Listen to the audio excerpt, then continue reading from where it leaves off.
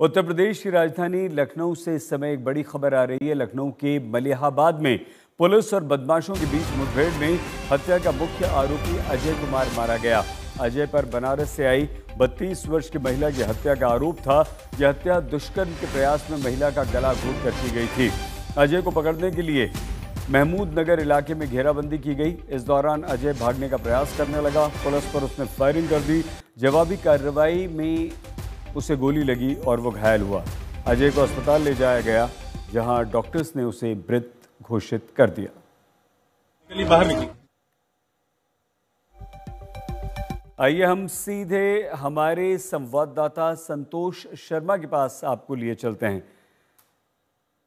संतोष, क्या था ये मामला? किस तरह से अजय को घेरा गया और अंततः वो मारा गया? देखिए, बीते बुधवार की सुबह एक दर्दनाक घटना हुई। बनारस से आई एक युवती को जो अजय है, अजय ऑटो ड्राइवर है और ये उसको बहला करके उसको चिन्हट ले जाना था, लेकिन उसको अगवा करके एक तरीके से मलिहाबाद ले गया और वहां मलिहाबाद के एक आम के बाग में, वाजिदपुर गांव में आम के बाग में उसके साथ बलात्कार करने के बाद उसकी हत्या कर दी। इस पूरी घटना को लेकर के लखनऊ पुलिस पर सवाल खड़े होने लगे। कल लगातार पुलिस की टीमें इसकी तलाश कर रही थी, तो कल दिन में अजय का जो भाई है दीपक, उसको गिरफ्तार किया गया। दीपक की निशानदेही पर वो ऑटो बरामद किया गया जो अजय का बताया गया।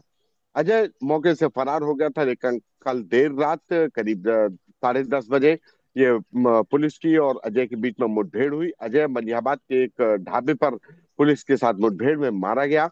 1 लाख का इनाम था। सबसे बड़ी बात कि अजय के ऊपर 23 मुकदमे थे, जिसमें हत्या, लूट, डकैती के 23 मुकदमे थे, जिसके ऊपर 1 लाख का इनाम घोषित किया गया और इस अजय को पुलिस ने मुठभेड़ में मारा गया। तो बनारस से जो महिला अपने भाई से मिलने के लिए आई थी, उसके साथ जो दर्दनाक घटना हुई, लखनऊ पुलिस के ऊपर सवाल खड़े हुए, उसका माकूल कहा जाए कि जवाब दिया और लखनऊ पुलिस ने 1 लाख के इनामी शातिर बदमाश को मुठभेड़ में मार गिराया है। इसका जो भाई था, जो इस पूरी घटना में सह आरोपी है, क्योंकि जब महिला को ये अगवा करके मलिहाबाद ले जा रहा था और वाजिदपुर गांव में आम के बाग में महिला के साथ दुष्कर्म किया, तो उस समय पर भाई के साथ ये जो लड़का दोपहर में पकड़ा गया दीपक, ये भी उसके साथ में था। इसके ऊपर भी मुकदमे हैं और विजय के ऊपर, अजय के ऊपर 23 मुकदमे थे, जिसको कि 1 लाख का इनामी था और जिसको पुलिस ने मुठभेड़ में मार गिराया। जी, बहुत धन्यवाद संतोष।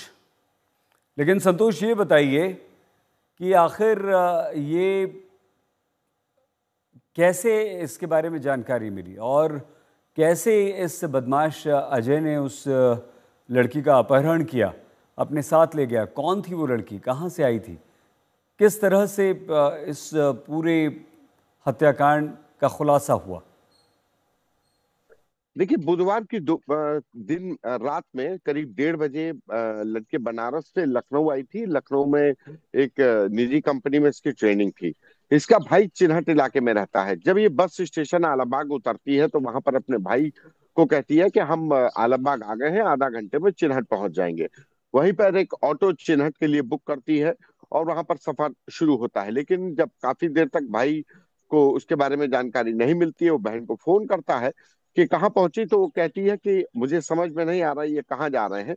तो उसने ऑटो ड्राइवर से भाई की बात कराई, तो उसने कहा कि मेट्रो का काम चल रहा है, हम दूसरे रास्ते से लेकर के आ रहे हैं। भाई को कुछ शक हुआ, उसने अपनी बहन की लाइव लोकेशन मंगवाई और जब लाइव लोकेशन भाई ने देखी तो वो मलिहाबाद की मिली।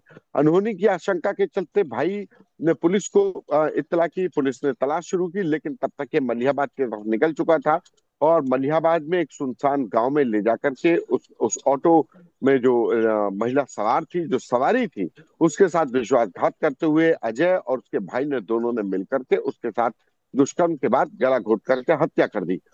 कल लगातार पुलिस की टीमें उस ऑटो, जो सीसीटीवी मिला, सीसीटीवी के आधार पर सफेद रंग के ऑटो की तलाश की जा रही थी जो मलिहाबाद के रूट पर था।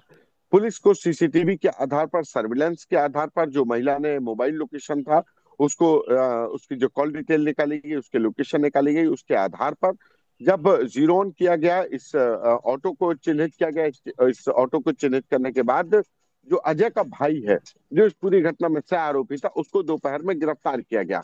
पुलिस ने उससे जी कड़ाई से पूछताछ की, तो तब उसके बारे में जानकारी मिली कि देर जी रात ये अजय मलिहाबाद के एक ढाबे पर आएगा, वहीं पर ये मुठभेड़ हुई जिसमें अजय मारा गया। जी।